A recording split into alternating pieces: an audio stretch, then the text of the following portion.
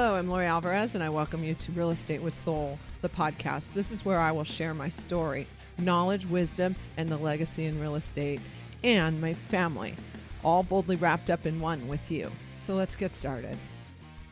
Gee, I forgot we're live on IG while we're getting started on the podcast. I'm always just worried about the podcast. If you all didn't know, we have Real Estate with Soul, the podcast video podcast as well, right? Yes.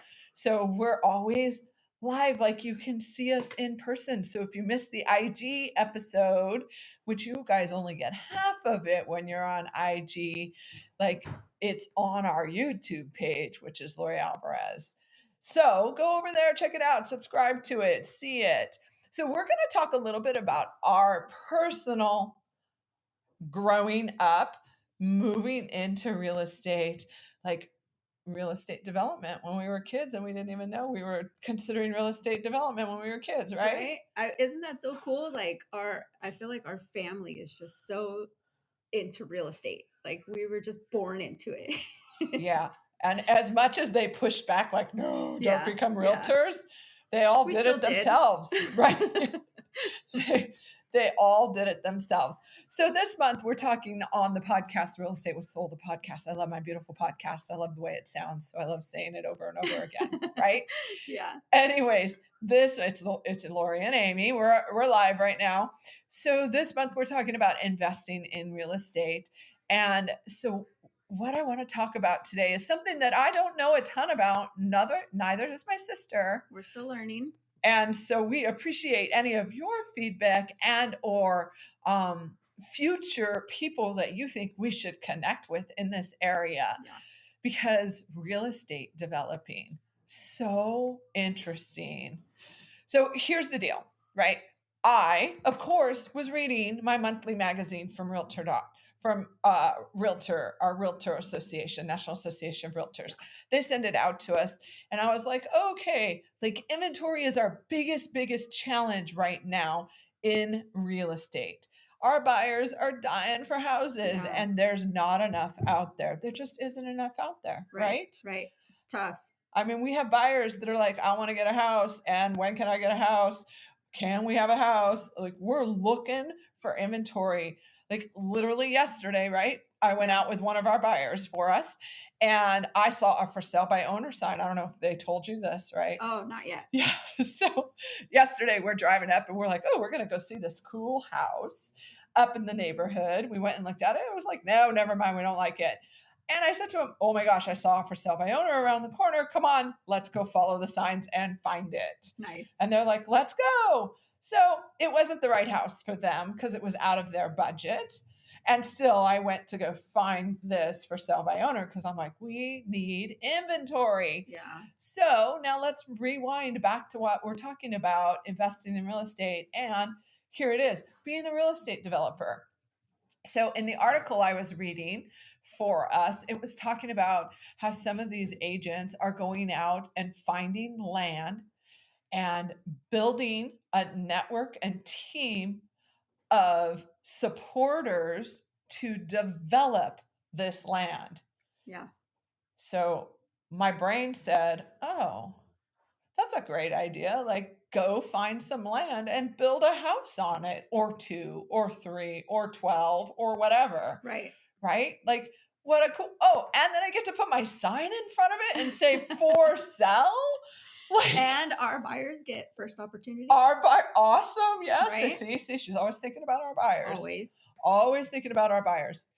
So now let's take that back to our family and what it then made me think even beyond that. And that's what I love.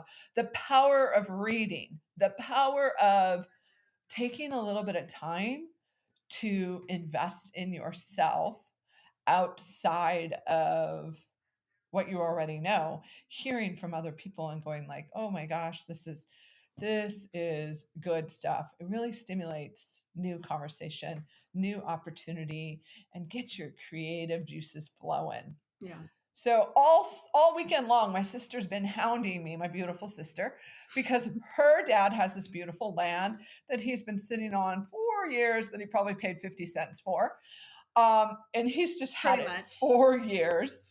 No, he's yeah. I don't know how long exactly, but I He's mean, since had it forever. since I was a baby. Yeah, forever. And Yeah. to put that in context, she's like 50 I'm something. 36. Gosh. I mean 30. So anyways, back to the real story. Forget our drama. Anyways, so to put this back into context, like all of a sudden she was like all weekend, what do you think of this offer that they gave him on his land? And what do you think of this? And he was always talked about selling it, but never sold it. Right. And so you all know the house we grew up in, my mother, our mother, and her father, not my daddy's different. Her father, they built the house from the ground up. Yeah. And super cool. we moved into it, right? Yeah. I just remember I had my own little bedroom, 4-bedroom, 2-bath, single-story house on a really big lot in El Monte, California. Yep. What was initially on that was his Amy's dad's house that he bought many years ago, which was a little tiny 1-bedroom shack. Yeah. Tiny Literally 1-bedroom shack. A Like, shack. I remember my mom's friends lived in it and their daughter got stuck in the bathroom. You probably don't know this. I don't know this. Yeah. Their daughter got stuck in the bathroom. That was the quality of this house. That's why I share the story, right? Their daughter went to the bathroom and the bathroom door wouldn't open. So the fire department had to come out and open the bathroom door for them. Oh my gosh. So anyways, that house was not anything that was initially on it. It was this tiny little box that just didn't make great sense. Yeah. And Aim's dad had that house and the house we were living in. And so Mom and Jer, I'm going to call him Jer because he was Jer to me, Aim's dad. They tore down that tiny little box and built a 4-bedroom, 2.5-bath, 2-bath. Yeah, 4-bedroom, 2-bath, because we sold it a few years back. Yeah. 4-bedroom, 2-bath, single-story house, 2-car garage. We sold it for like $570, I think is what we sold it for. Yeah, right about that number. There. Yeah. And he built it from the ground up. And I just remember we would go by the project and we would see it and we would be like, oh, as a little girl. And then I remember we moved into it. Yeah. So fast forward to today, going back to real estate development, and Lori Alvarez thinking, oh my gosh, I need listings. Wait, why is your dad selling his land? Why doesn't he develop it himself? Yeah. Right? Yeah. Why doesn't he consider it? So for our listeners that own that piece of land out there, that they're like, oh, I haven't done anything with it. Why aren't you developing it? Or why aren't you creating a team of people to help you develop it? It's not above and beyond what anyone has the ability to do. It's just, do you have the commitment? And then can you find the financing to make it happen? Yeah. Is the big question. So we're just going to share the process that she and I have had for a conversation so that she could go back to her dad and say, Dad, this is what I think. And then we'll see where it goes from there. Maybe we'll have a new listing in Hesperia in a year. In like a year. Yeah. Who knows? Right. And why do we say a year? Why a year? Because it's going to take time. We can't just build that property in a month. Correct. I mean, I would love for it to happen in a month. that I could would- really me use a too. new listing in That would be Hesperia in awesome. 30 days. And that's not reality. Right. It's gonna, Right. mean, I don't have any experience in it yet. Yeah. And I'm hoping that my dad does want to do this because I think it would be such a fun project and a great learning experience. Yeah. And we get a great listing at the Yeah. end. Yeah. And my dad will benefit so much from it too. Yes. You Yeah. know? Yeah. I mean, yes, we're putting in a lot more time, energy, but totally worth it in the end. Yeah. Yeah. So here are my thoughts then. Why would you do this? Why would you develop land? And what do you think is reasonable? Well, hey, I've done a little bit of research on it as of today, and I'm going to do a lot more research on it as time progresses. But here's the number one thing that's a challenge with real estate right now, because everyone's like, oh, the market's going to crash. The market's going to crash. The market's going to crash. Look, again, none of us know whether or not the market's going to crash. That's just the reality of real estate, right? If we all knew when the market was going to take a turn, then guess what? Yeah. We'd all be like billionaires in real estate, and we'd all develop real estate at the right time, and the market would never crash. That's just the reality of it. Right. But the economy shifts. It's just what the economy does. Mm-hmm. Now, according to the National Association of Realtors and the stats that they've done, we're looking at at least another 2 years of escalation in price. Maybe not as dramatic as this year, I hope right? not. Because the stats have really shown we've had like an 8% growth this year. Yeah. For the next couple of years, we're expecting it to be between a 3 and 5% growth. So I'm just looking at stats, right? So you look at your stats, you see what makes good sense to you. But here's the deal. The stats show that we have at least another 2 years. Why? Because we have a housing shortage.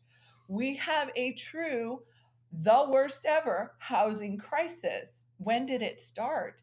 It actually started back at the last crash, which we haven't even had the next crash. We should have like already cycled into it, but we Yeah. didn't, because guess what? COVID hit us, which was completely different. It was an interrupter of the market. Yeah. This is just my perspective. Talk to someone else if you think they have a better perspective. This is just what I see from my simple understanding of what's happening with real estate. And the deal is, like, we have seen nothing but COVID impacting the market. And then we're going like, whoa, what happened? Impacting the financial economy and going, wow, what happened? Right. And we've been working our way through it, and we continue to. And guess what? It made lumber go way out of the market. So crazy. Right. And it slowed down the building ability for builders. And back in the crash, back 2008, 2007, so forth, they slowed down building back then because the economy went way down. And we haven't been able to catch up since. And so now we are really feeling it 10 years later, which that lack of inventory has pushed pricing way up more than we anticipated. Does that make sense? Yeah. So I share all of that to say, like, well, is this a good idea for dad to develop his property in Hesperia? Like, is it a good idea? What do you all think out there? Do you think, yes, he should do it? No, he shouldn't. Oh my gosh, that's so uncertain. There's risk to it. Of course there's risk to it. Right. You know? So we go, okay, I just did the stats as his realtor, right? As his realtors, we did the stats. What would our buyer pay for that property? So I did 3 bedrooms, 2 baths, everything built from 2015 on, 1,400 plus square feet, single story only, because I just think that's an easier property to sell. There's more buyers for that, right? There's longevity in it. And worst case scenario, the market goes sideways, he can always rent that out. Okay. So that particular property could sell anywhere between 400 to 550,000, depending on his views, location, so on and so forth. Right. Oh, I haven't been out to the property. I don't know if it's a great location or not. I'm just running the stats. Sister's been there. What did you think, sister? It's great street. Yeah. Beautiful view. Yeah. And it sits up at the top of the street. So you see a lot of the city, a lot of lights in the evening. It's really, really a good location. Yeah. Yeah. And close to all the shopping and all that good stuff too. So,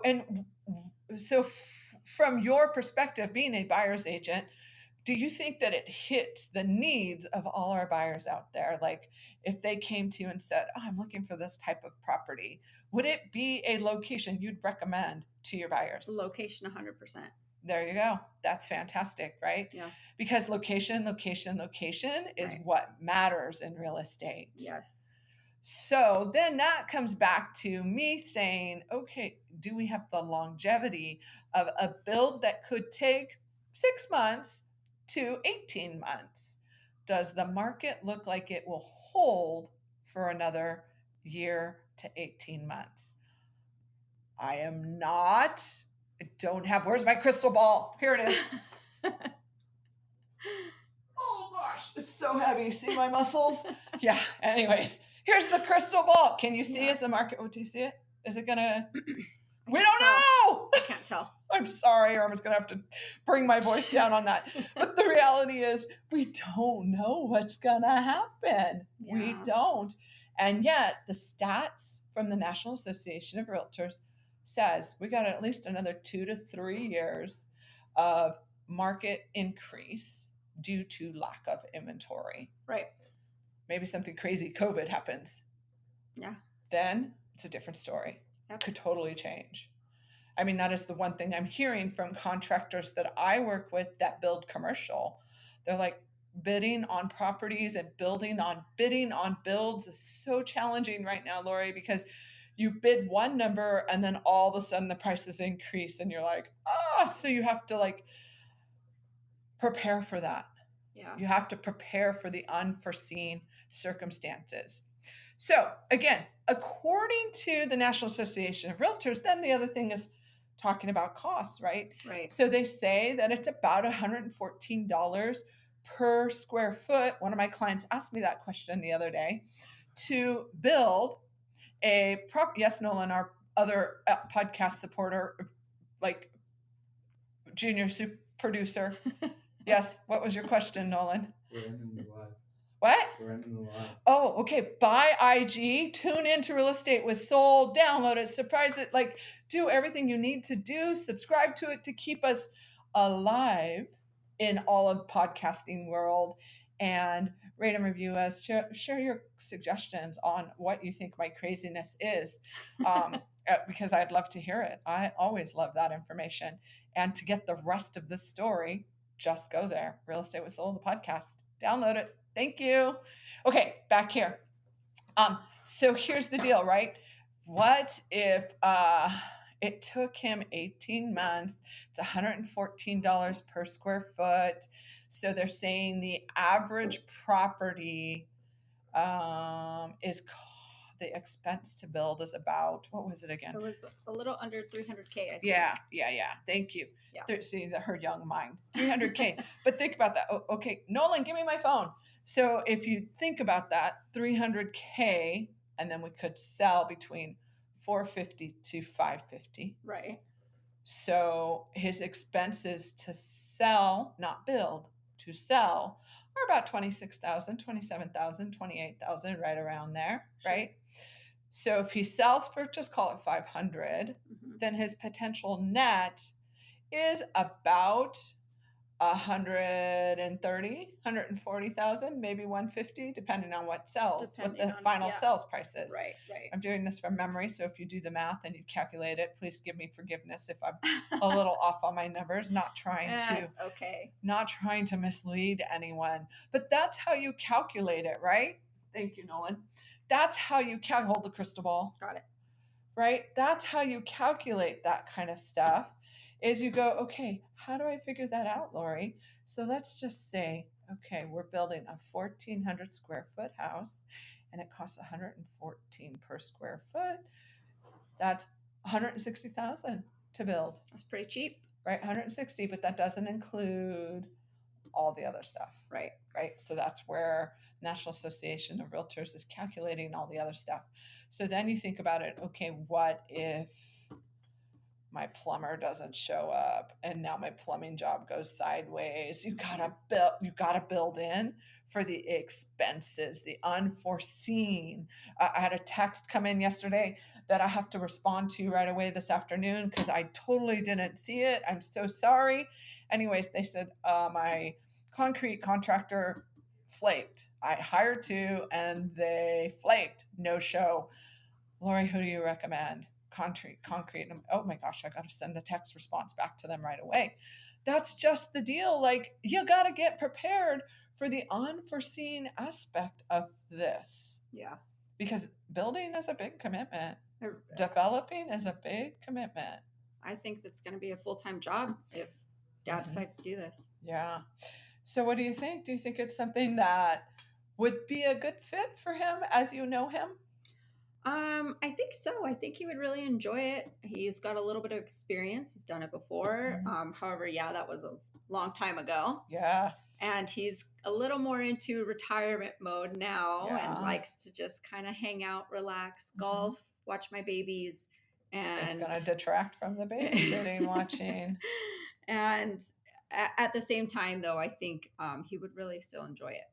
And we talked about you partnering with him and supporting him in this. Support him the whole way. So yeah, that's the other aspect of this is if you're going to build and become a real estate developer, what do you or should you know? So this is what they say.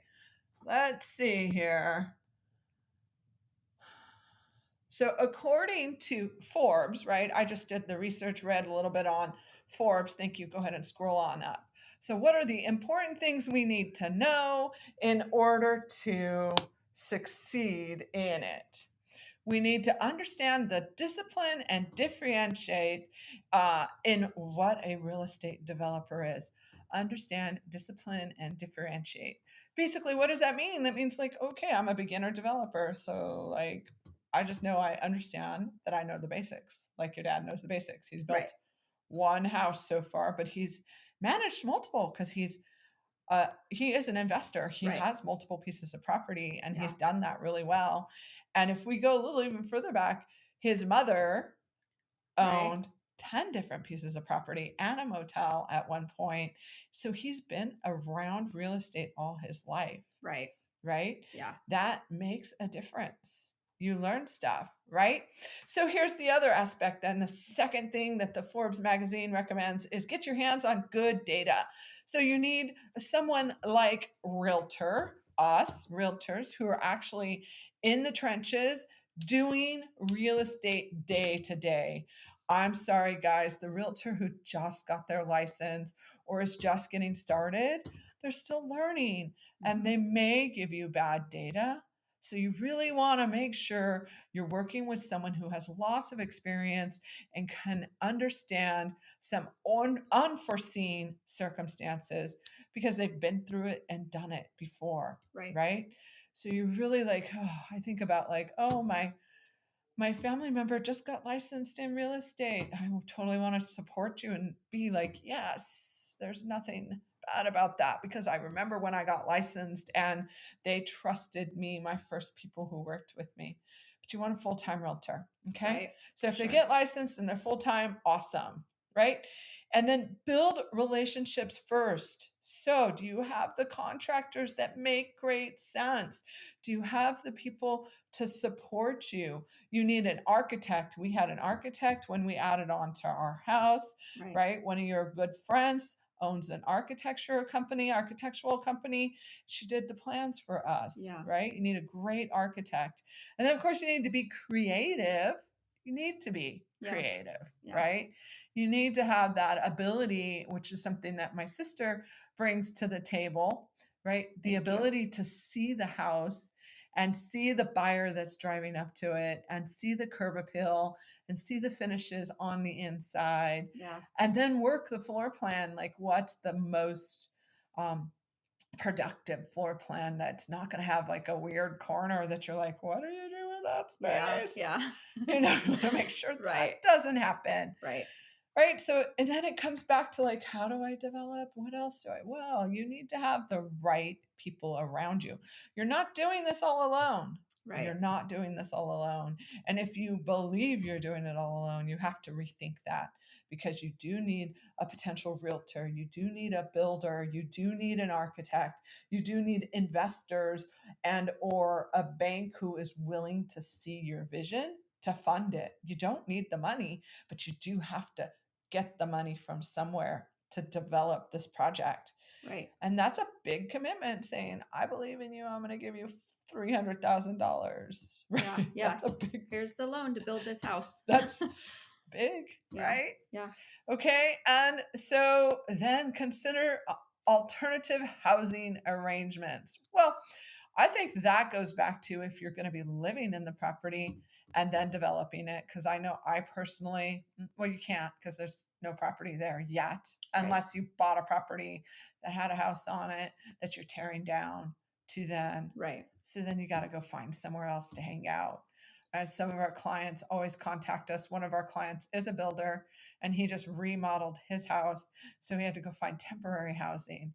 So again, you need those people to support you in that, right? Yeah. We helped him move that forward, right?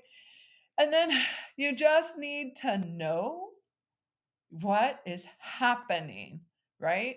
Right. The logistics of where you're building. You need to know the logistics of where you're building, right? The city guidelines, the housing guidelines, the rights that you have. That, for example, your dad mentioned The Joshua trees. Yeah. Yeah. So he has a Joshua tree on his property. And so I believe that's a protected tree Yep. that he can't do anything about. Yeah. So you got to build around it. Yeah. That just passed, I think, this year, where you can't tear down Joshua trees in Hesperia. And we have that same thing here with oaks. Right. No oaks, right? Mhm. No oaks can be touched. And if you're going to touch them and beautify them, you need to have a professional arborist do that. Yeah. So those are important things you've got to understand. Do you want to work with all of that, right? Do you Right. want to know that stuff, right? And then, I love this point that Forbes points out, right? Turn to pre-manufactured materials, things that are already ready. Make it easy on you. Keep the expenses down. In doing my research, that was one of the things that I read about, is like, you can so easily, like when we added square footage to our house, because we added 400 square feet to our house and actually bumped our exterior wall out. Right. When we did that, we put in beautiful wood floors that really put me over budget. Yeah. Really. So you got to be careful, right, on the money you're spending on the improvements you're doing. You got to say like, and so I say this to you, can you partner with your dad in that area? Because we know your dad's kind of like a little... he watches his budget very well. It's why he's done so well. Right. Right. So, sister, are you going to be able to handle that part? I think I'm the one person who can squeeze a few bucks out of dad if it's necessary, if we need to do it. We're still staying in the budget, but still stay in the budget. And you're pretty darn creative yourself. And I got to tell you, in all honesty, my sister is a saver. Thank you. Yes, I am. She is a saver because she understands what it means not to have a closing. That's true. So she holds her money, right? So we close this out with, you just need to, you know what, guys, our clients here that we're sharing this podcast with, our listeners that we're sharing this with, we want to encourage you, right? Get out there and figure out what it is you want to do. Right. I read a great article about a kid who was 19 that was like, I'm going to become a real estate developer. And he slowly built it. And by the time he was 30, he really was a real estate developer. That's awesome. You know, he went from one little project to the next project. So start small. Yeah. Start with a project that isn't overwhelming. Maybe even just a remodel in the beginning. Right. And then you step into, I'm going to buy some land. And then you step into, now I'm going to develop that land. And then you step into, now I'm building on that land. Right. It's just layered one on top of the other, on top of the other. Mm-hmm. It was like in my workout the other day, my Rumble boxing, she started with a beast push-up, and then she layered on top of that a plank jack. And then she layered on top of that 5 mountain climbers. And then she layered on top of that a burpee. Whew. That's tough. I was dying. That's at a good the end. workout. Yeah. And let me tell you, I think that's what's like building and developing real estate. Right. You're sweating, blood, sweat, and tears. It's hard work. You got to get up and you got to push through the hard stuff. Yeah. And the rewards are there. Yeah. Right. Because I know my core is so much stronger because of it. Totally. And my bottom looks a little better today because of it. Yeah. And personally, I feel better about myself, right, because I accomplished it. Yeah. So if you're willing to invest the blood, sweat, tears, and money to get up and do something like this, do it. We would love to help you find a piece of land or give you input or give you pricing on what that property should look. We would love to be part of that journey with you. Yeah. It's just another way to invest in real estate. What else would you like to add as we close? Any questions for us or whatever anybody might have? I'm just excited to learn through this process with you and just help everybody, as much as we can. I'm so excited about it. I think it'd just be such a great opportunity. She's hoping her dad says, yes, let's build on that land. We'll see. And if he doesn't, it's okay. We understand. Right? Because sometimes it's just easier to say, I'd sold. I'd rather just sell it and move on with life. Yeah.